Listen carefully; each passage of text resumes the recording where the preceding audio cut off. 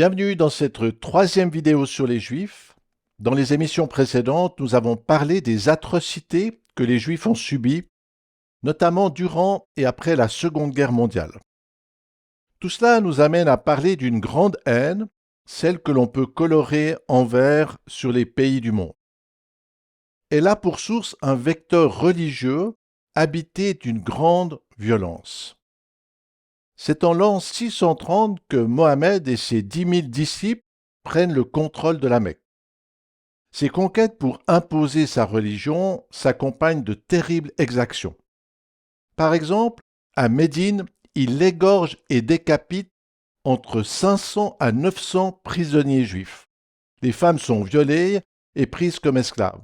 C'est notamment ce que fait Mohammed avec l'épouse d'un juif qu'il vient de tuer. En 632, Al-Tabari fait le décompte de 62 expéditions militaires menées par Mohammed. La terreur est totale et ceux qui s'opposent à lui sont torturés, on coupe des mains, on brûle, que de cris. Cette violence est clairement affichée dans le Coran et les hadiths. Il faut tuer du juif et massacrer ou mutiler les animistes et ceux qui résistent à l'islam. Qu'ils soient tués ou crucifiés, ou que soient coupées leurs mains et leurs jambes opposées, ou qu'ils soient expulsés du pays. Les rochers et les arbres diront « Ô musulmans, ô serviteurs de Dieu, il y a un juif derrière moi, viens le tuer. » Après la mort de Mohammed en 632, ses troupes poursuivent leur conquête sur le Moyen-Orient et l'Asie. Jérusalem est prise en 637 et les Juifs en sont chassés l'année suivante. Notons que le dôme du rocher, construit à l'emplacement du temple et qui revendique l'occupation islamique sur le cœur du judaïsme, est achevé vers 691. Plus tard, il sera construit la mosquée Al-Aqsa. Les conquêtes se poursuivent, et que ce soit en Afrique du Nord, en Asie ou en Europe, le nombre d'hommes, de femmes et d'enfants massacrés, mutilés ou réduits à l'esclavage par les islamistes est inimaginable. Par exemple, et seulement en Inde, les victimes se comptent en plusieurs centaines de millions de personnes. Plusieurs centaines de millions, c'est le plus grand génocide de l'histoire. Après avoir conquis d'immenses régions, la tyrannie devient heureusement moins sanglante. Mais, et pour se fournir en esclaves, les pillages continuent, notamment en Afrique. Comme les garçons et les jeunes hommes sont castrés, sans anesthésie, des millions et des millions d'esclaves n'auront pas de descendants et disparaissent. C'est aussi un génocide. C'est en s'appuyant sur ces conquêtes islamiques que l'empire turc ottoman pourra s'étendre au Moyen-Âge sur d'immenses territoires, dont la Palestine. Dans les pays musulmans, les chrétiens et les juifs étaient considérés comme des êtres inférieurs. Ils y subissaient des humiliations et des interdictions. Mais en payant des taxes, ils pouvaient y vivre. Comme nous l'avons vu, en 1492, les Juifs sont chassés d'Espagne. Plusieurs communautés trouvent refuge dans l'Empire ottoman. Cet accueil me permet de préciser que la valeur d'une personne ou d'un État dépend de son attitude envers les autres. De fait, beaucoup de musulmans agissent avec justice et sont charitables. À l'inverse, certains qui se disent chrétiens commettent des violences et des atrocités. Ce sont les plus coupables, car l'Évangile dit clairement que pour plaire à Dieu, il faut aimer son prochain et même ses ennemis. C'est ce que proclame ce texte biblique. Dieu ne fait point de favoritisme, mais en toute nation, celui qui craint Dieu et qui pratique la justice lui est agréable. Mais revenons à l'Empire ottoman, car malheureusement, et au fil du temps, il sera moins tolérant et l'antisémitisme va fortement s'y développer. Après le démantèlement de l'Empire en 1922, les frontières de la Turquie sont ramenées à cette zone géographique. Cette carte avec les contours d'Israël, nous donne un aperçu des proportions de ces deux pays. La Turquie, qui dispose de près de 800 000 km², est 35 fois plus grande. Notons que depuis 1974, la Turquie occupe la moitié de l'île de Chypre. Mais le président accuse l'État d'Israël, qui a été créé légitimement, d'être un occupant. Cette indignation sélective s'applique aussi aux lieux saints. Pour lui, c'est un scandale que des Juifs prient sur le mont du Temple à Jérusalem, mais à Istanbul, il a transformé l'église Sainte-Sophie en mosquée. En Turquie, la haine des Juifs atteint des sommets et depuis 1905, le livre d'Hitler Mein Kampf y est devenu un best-seller. De fait, au milieu du XXe siècle, le pays comptait plus de 100 000 Juifs turcs. Mais avec les attentats islamiques et d'autres violences, il n'en reste qu'une dizaine de milliers. Ces pressions contre les Juifs vont s'exercer dans de nombreuses autres régions. En Égypte, par exemple, depuis l'Antiquité, les Juifs y ont joué des rôles importants, notamment dans la célèbre ville d'Alexandrie.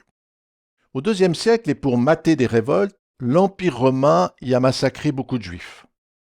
L'Empire byzantin, qui lui succède et qui se dit chrétien, va aussi persécuter les Juifs et les chrétiens des églises coptes. En raison de ces violences, ces deux communautés vont accueillir favorablement les conquérants islamiques. À cette époque, soit en 641, plus de 40 000 Juifs vivaient en Égypte. Mais la tolérance islamique va être très variable. Par exemple, au XIIIe siècle, un sultan prévoit de tous les brûler. De fait, les Juifs égyptiens, comme les chrétiens, survivent au prix de lourdes taxes. Après la Première Guerre mondiale, la haine islamique se formalise, notamment en 1928, avec le mouvement des Frères musulmans. Dans la région et en lien avec eux, le mufti de Jérusalem coopère avec Hitler et diffuse son idéologie antisémite. Cela conduit à des pillages et à des massacres. Après 1945, le pays accueille de nombreux nazis qui fuient l'Allemagne. 3 ans plus tard, et suite à la création de l'État d'Israël, un pays 45 fois plus petit, les Juifs égyptiens sont ciblés par des attentats et des violences. Leurs entreprises et leurs biens sont confisqués et certains sont emprisonnés et torturés.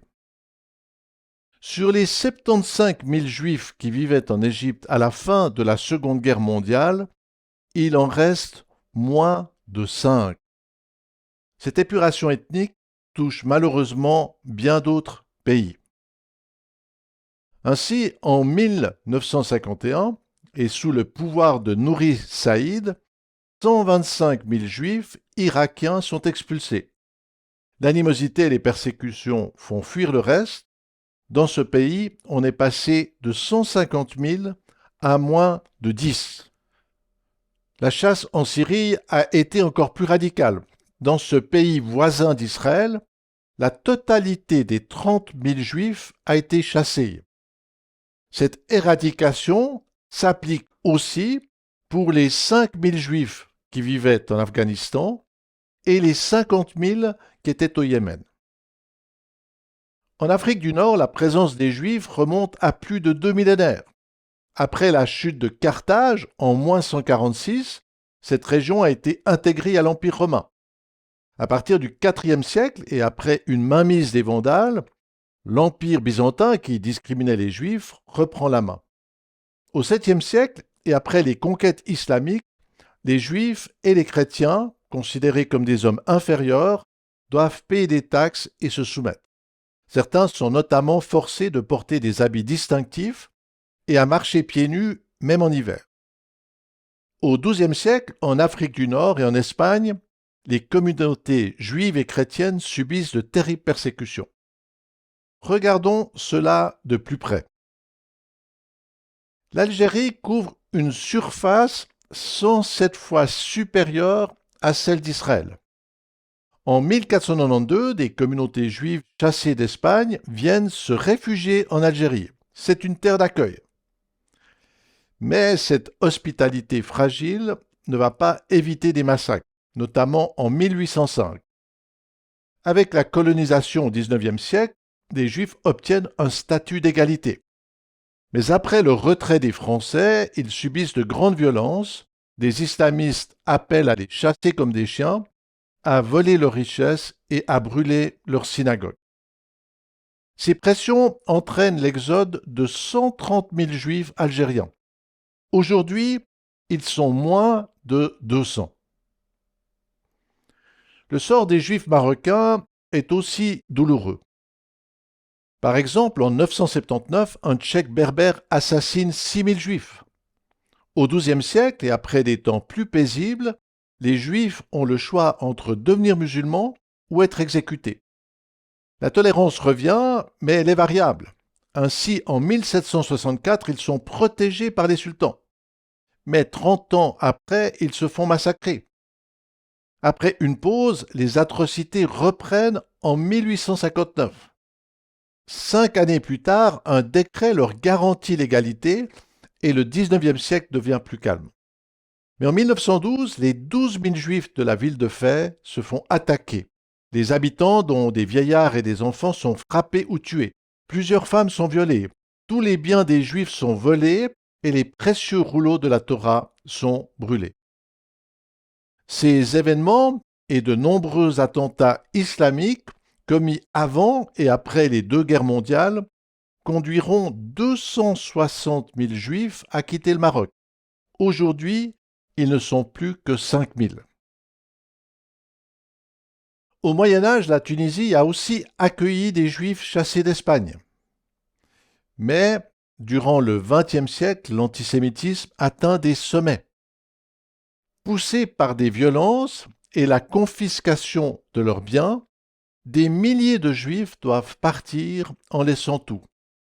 Sur les 105 000 Juifs tunisiens, il n'en reste qu'un millier.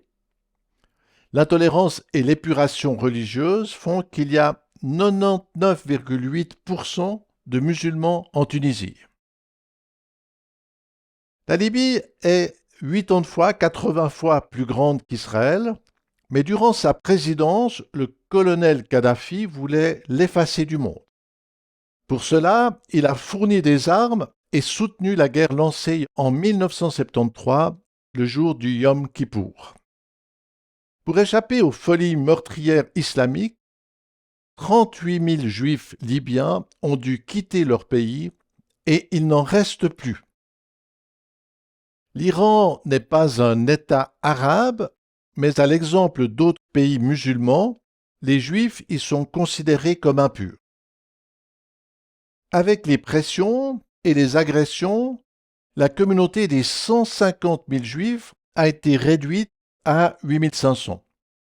Pour survivre, ceux qui restent doivent se déclarer ennemis d'Israël. Cette exigence fait écho au projet présidentiel d'anéantir ce pays. Pour y parvenir, les dirigeants cherchent à acquérir l'arme atomique. Un compte à rebours sur le temps qui reste à Israël a même été installé en 2017 sur une place de Téhéran. Les gardiens de la révolution combattent aussi Israël en donnant de l'argent et des armes à des intermédiaires. C'est le cas du Hezbollah au Liban, du Hamas à Gaza et de plusieurs autres groupes islamiques en Syrie. Mais d'où vient cette haine envers un pays 74 fois plus petit et dont les frontières se trouvent à près de 1000 km? Sur un plan plus global, et comme le montre cette carte, les 22 pays de la Ligue arabe ont une superficie de plus de 13 millions de kilomètres carrés. C'est 600 fois plus qu'Israël. 600 fois. Mais alors pourquoi ce minuscule État pose-t-il problème? Cette question et les conflits entre Israël et ses voisins sont l'occasion de réfléchir à ce qu'est un État. Pour cela, il faut commencer par rappeler que la Terre existe depuis plus de 4 milliards d'années. Le fait d'y dessiner des frontières géographiques est artificiel et temporaire. L'État se définit par sa manière d'exercer un pouvoir et de gérer une région. Pour cela, il doit disposer d'une armée, de services d'ordre et d'autorité juridique. Ce contrôle s'exerce aussi avec sa monnaie et son économie. Grâce au prélèvement d'impôts, il peut offrir des soins médicaux, créer des écoles et des moyens éducatifs. Avec ses institutions, il organise la vie sociale et construit les infrastructures publiques. Il protège aussi son patrimoine, soutient la culture, assume les relations internationales, etc., etc. Ces images montrent les développements apportés par le gouvernement suisse dans une zone de mon village. D'abord, et avec les plans cadastraux, les autorités reconnaissent et garantissent un droit de propriété à ses citoyens. Son implication s'exprime aussi dans la réalisation d'infrastructures publiques, dont des moyens de transport. Dans mon village, et en plus de nombreuses routes, nous avons des services de bus et même un train. À ces investissements étatiques s'ajoutent les réseaux pour distribuer l'eau potable, l'électricité, le gaz, les moyens de communication, etc. Par exemple, et seulement pour les égouts en Suisse, il a fallu construire 800 stations d'épuration et poser 130 000 kilomètres de canalisation. C'est plus de 3 fois le tour de la Terre. Ces rapides exemples nous montrent le rôle bénéfique que peut jouer l'État. Normalement, c'est pour organiser et gérer ces dimensions matérielles et immatérielles que l'on choisit ces autorités. Mais cela peut s'inverser et l'État peut servir à dominer et à asservir les populations. Cette machine à broyer atteint son paroxysme lorsqu'elle vise à contrôler la conscience de ses sujets. Par exemple, dans les pays communistes, le fait de ne pas suivre l'idéologie athée et la ligne du parti est un crime. L'État utilise les ressources économiques et ses infrastructures pour faire pression. De plus, l'éducation est instrumentalisée. Cette intolérance se retrouve dans la pensée unique que veulent imposer les courants gauchistes. Dans le cas de l'islam, et avec la charia, l'emprise est totale. Cette carte de l'Arabie saoudite est significative. Dans ce pays, près de 100 fois plus grand qu'Israël, l'État utilise sa force pour imposer sa religion. Il y a des dizaines de milliers de mosquées, mais il est interdit de construire un bâtiment d'église ou de pratiquer un autre culte. Par ailleurs, et si vous quittez l'islam, vous devenez un apostat et c'est un crime qui mérite la mort.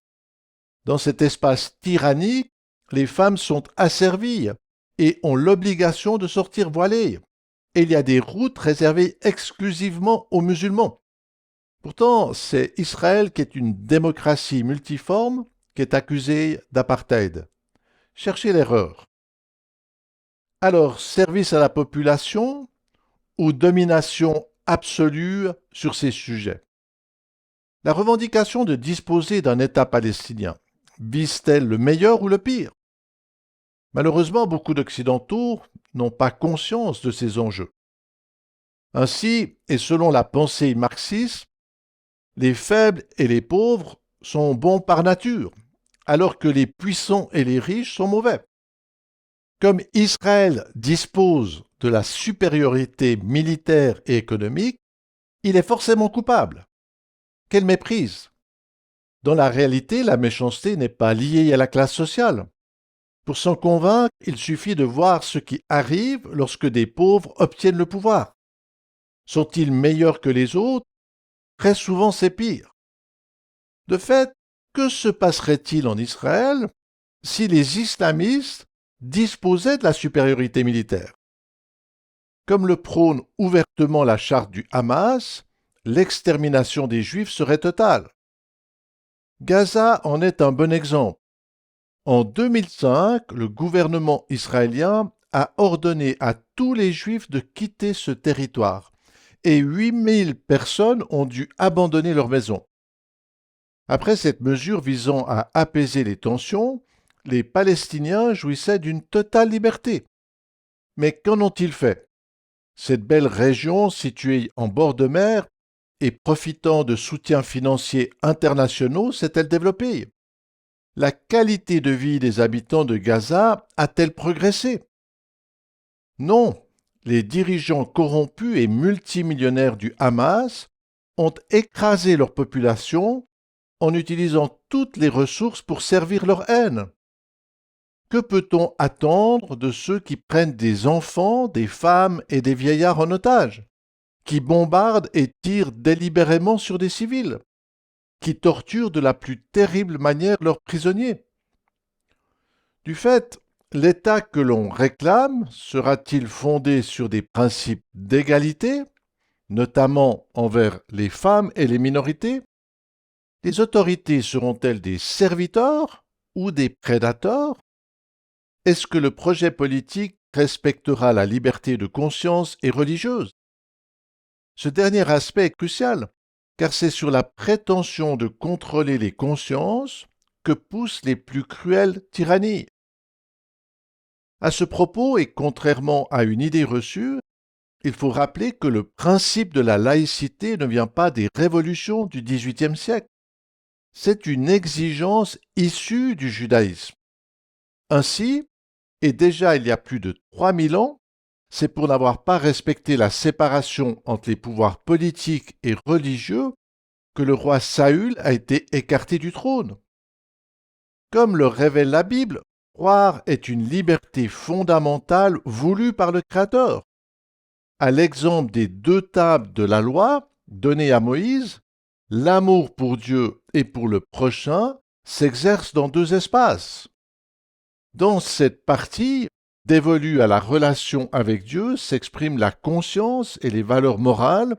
C'est un espace situé à l'intérieur de l'individu. À l'inverse, cette part dévolue au pouvoir politique se trouve à l'extérieur de l'homme. Elle concerne des aspects territoriaux, sociaux, juridiques, économiques, etc. Dimension spirituelle et dimension matérielle. C'est ce que le Christ souligne en invitant ses auditeurs à rendre à Dieu ce qui est à Dieu et à César ce qui est à César. La convoitise qui conduit les puissants à exercer leur domination sur la conscience de leurs sujets conduit à créer un enfer. C'est dans cette spirale foncièrement anti-évangélique que se sont perdus les empereurs et les papes qui voulaient dominer le monde pour en faire un royaume chrétien. En violant la liberté de conscience, ils sont devenus des adversaires du Créateur et de sa justice. C'est le problème de l'islam.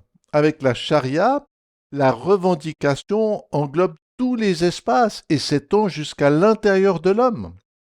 Cette prétention de contrôler les cœurs asservit les familles, les couples, les enfants et prive la société de sa vitale liberté. Cette image présentant le remplacement de l'État légitime d'Israël par un État palestinien illustre l'absurde violence de la revendication islamique.